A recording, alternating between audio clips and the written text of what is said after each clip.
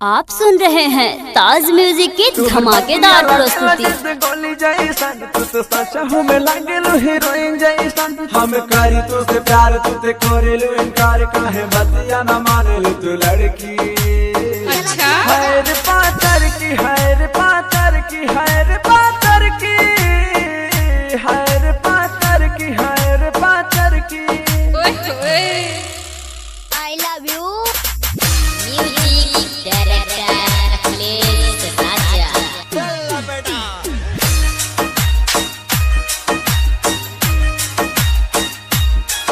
तोहर चेहरा लगेला जैसे चांद गोरिया तुते दिलवा में बस गइलू जान गोरिया। तोहर चेहरा लगेला जैसे चांद गोरिया तुते दिलवा में बस गइलू जान गोरिया।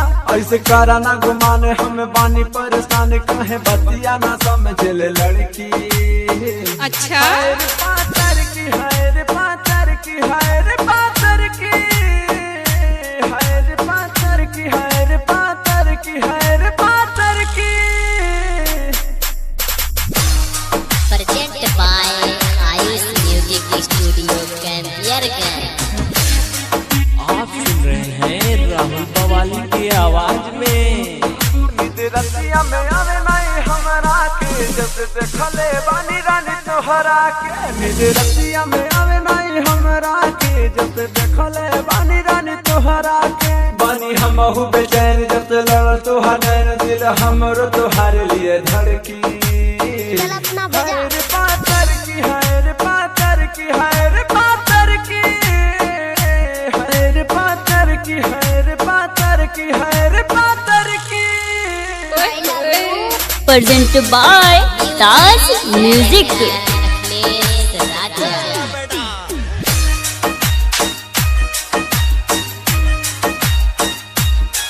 तोहर राहुल बवाली दे साथ गोरिया हम जानता नहीं करल तू प्यार गोरिया। तोहर राहुल बवाली दे साथ गोरिया हम जानता नहीं करल तू प्यार गोरिया। अगले कहले हम बात दे नहीं तोहर साथ पास स्टेट लेके घूमे लड़की। है रे पातर की है रे पातर की है रे पातर की है रे पातर की है रे पातर की है रे पातर की। अच्छा तोहर बतिया लगेला जैसे गोली जैसन तू तो सचा हूँ मैं लागेलू हीरोइन जैसन हम करी तो से प्यार तुते करेलू इनकार काहे बतिया न मानेलू तू लड़की।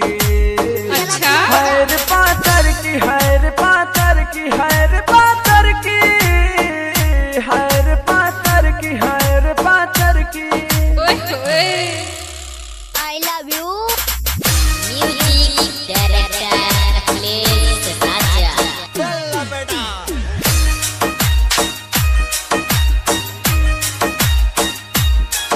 तोहर चेहरा लगेला जैसे चांद गोरिया तुते दिलवा में बस गइलू जान गोरिया। तोहर चेहरा लगेला जैसे चांद गोरिया तुते दिलवा में बस गइलू जान गोरिया।